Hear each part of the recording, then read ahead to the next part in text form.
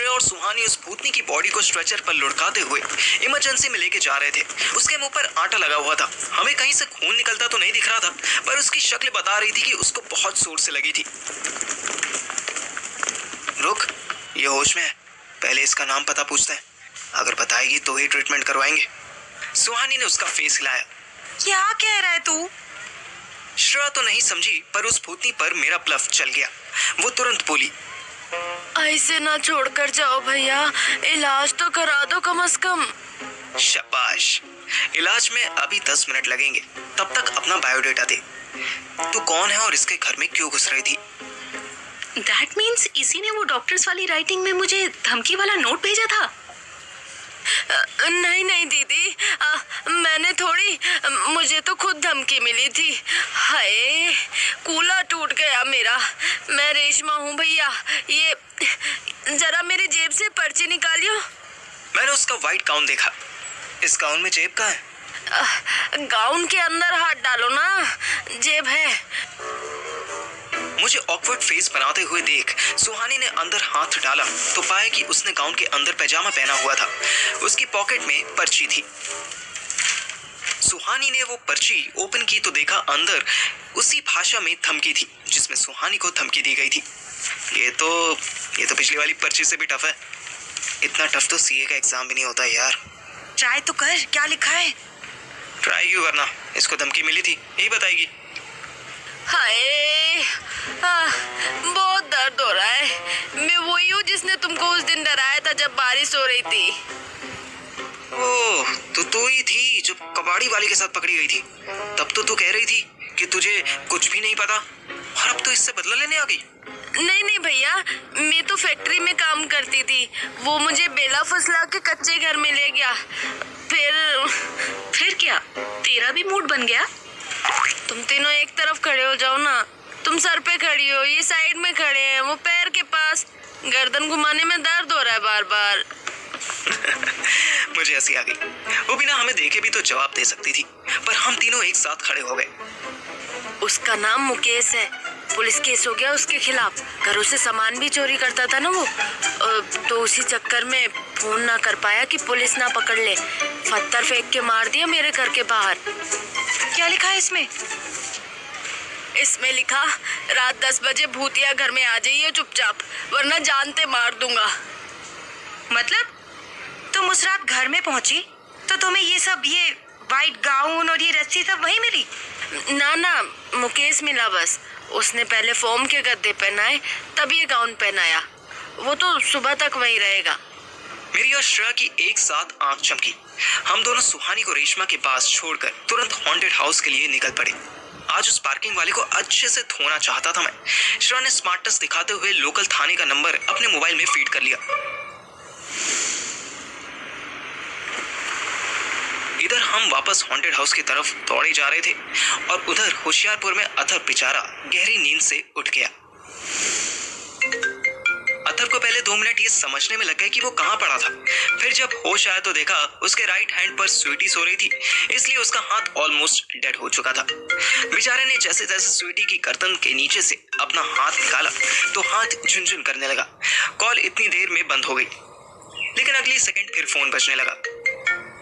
क्या प्रॉब्लम है बहनचोद?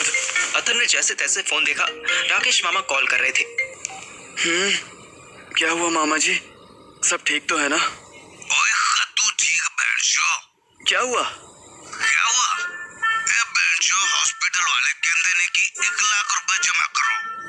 मैं पूछिया इन्ना केड़ा हो गया तो कहते हार्ट ऑपरेशन कोई 10 रुपए थोड़ी होता है। अरे मामा जी, आपने पी ली है ना, तो शायद उनको पता चल गया होगा। सुबह तक बात करेंगे तो सब ठीक हो जाएगा। रखो फोन। वही घंटा ठीक हो जाएगा। ए गुंजा कहता है कि उसकी बॉडी का इंश्योरेंस है। इंश्योरेंस है कोई? इंश्योरेंस में बैठ जाओ, इतना पैसा मांगते हैं। अरे मामू प्लीज, क्यों इस टाइम बूंद ले रहे हो? इस पे कल डिस्कस करते हैं ना। ओए डिस्कस दी मादी फ्रूटी, अभी के अभी तो आ और इंश्योरेंस का कार्ड मारन के मुंह पे। अथर कलप गया, उसका पारा हाई हो गया, वो उठ के बैठ गया। देखिए मामा जी, ऐसा है कि आपने तो दारू पी रखी है और इसीलिए आपकी सुई एक ही पॉइंट पे अटकी रहेगी, लेकिन मैं पीना भूल गया था ना, और अगर आपको ज्यादा ही चौधरी बनना है ना तो एक काम करो, मैं आपको एक नंबर दे रहा हूँ, उस पर कॉल करो और पूछो कि अगर इंश्योरेंस करवाया है तो पैसे हमें क्यों देने पड़ रहे हैं। सुन रहे हो ना, भेज रहा हूँ, बात कर लेना। अतर ने कॉल काटा तो देखा स्वीटी उठ चुकी थी। उसने फट से राकेश मामा को नंबर व्हाट्सएप किया, पर मैसेज सेंड होते ही उनकी फिर कॉल आ गई। अतर ने डिस्कनेक्ट कर दिया। क्या हुआ अर्थू, इतने गुस्से में क्यों है? अबे तेरे बाप ने गांड मार रखी है यार। फोन फोन फोन, जब देखो तब फोन। अभी 4 बज रहे हैं। चलो कहीं से तो सेक्स मिल रहा है तुझे। अतर ने मोबाइल की टॉर्च से स्वीटी का मुंह देखा, वो स्माइल कर रही थी। अतर ने भी स्माइल की और उठ के चला गया। अरे यार मजाक कर रही थी, कितने चले? अतर जितनी तेजी से गया था उतनी ही तेजी से वापस आया। उसके हाथ में 2 ग्लास थे। अच्छा सुन, वो वैलेंटाइन की बोतल निकाल, आ 2-2 पैग मारते हैं। स्वीटी ने तो खुशी खुशी 2 ग्लास में विस्की डाली और चीयर्स करने लगी। दोनों सुबह 4 बजे उठकर शराबी बने हुए थे। संगत और माहौल का असर अतर पर जल्दी होता था, लेकिन अभी विस्की से उसको कहीं और भी असर होने लगा। उसके चेहरे पर स्माइल आई। ओए स्वीटी सुपारी, क्लोज आ मेरे। स्वीटी भी नशे में झूमती सी उसके पास आई और अतर ने उसे किस कर लिया। लंबे समय से चला आ रहा अतर का व्रत फाइनली एंड होता दिख रहा था। इधर मैं और श्रेया हॉन्टेड हाउस में घुसकर अपनी इन्वेस्टिगेशन शुरू कर चुके थे। बाहर बारिश बंद हो चुकी थी, बस थोड़ा बहुत पानी टपक रहा था। अच्छा वो पुलिस को डायरेक्ट नहीं बुलाया, देखो गायब हो चुका है। गायब तो हो गया है, बट आई एम श्योर कोई ना कोई क्लू जरूर छोड़कर गया होगा। ओह शेरलॉक होम्स की चाची, चल चलते हैं यहाँ से। उधर सुहानी को भी सुबह होने से पहले वापस घर में घुसना है। व्हाई नॉट, चल। अंधेरे में मुझे पता ही नहीं चला कि श्रेया मेरे बिल्कुल आगे थी। हम दोनों टकरा गए। उसका मोबाइल गिर गया, मैं उठाने लगा। I'm sorry यार, अभी नया मोबाइल लिया तूने, ये ले। पता है तू सबसे ज्यादा हैंडसम कब लगता है? सीरियसली मैं हैंडसम भी लगता हूँ? कब लगता हूँ मुझे भी बता। जब लाइट्स ऑफ होती हैं। श्रेया ने ऐसा करारा सरकाज़म मारा था कि ना मुझे हंसते बन रहा था और ना रोते। फिर वो खुद ही हंस दी। Okay, I am sorry. सुन ना, मैं तो सिर्फ अंधेरे में हैंडसम लगता हूँ, पर तू तो यार हर टाइम सुंदर लगती है। इवन अभी भी तेरी हंसी, इतना प्यारा हंसी तू। अच्छा, ऐसा क्या? श्रेया मेरे पास आई, उसकी सांसें मुझसे टकराई। हम दोनों का कंट्रोल अचानक अपने ऊपर से हट गया। उसने मेरे फेस को टच किया, मैंने उसकी कमर पकड़ी और हम किस करने लगे। हमें वहीं एक पुराना बिस्तर पड़ा मिल गया और हम लेट गए। सर्व मी प्लीज। इस टाइम श्रेया प्रिंसेस थी और मैं उसका सर्वेंट। मैं उसका ऑर्डर कैसे डिनाई कर सकता था? मैं उसको खुश करने लगा।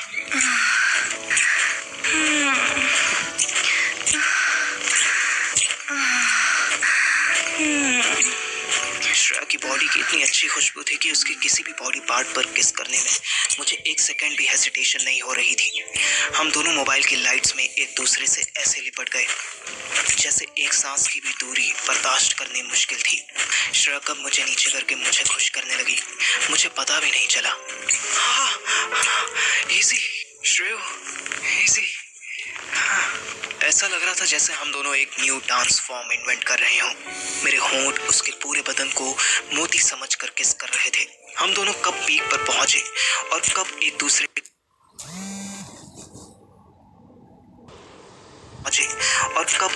की बाहों में लिपट कर सो गए, मुझे पता ना चला।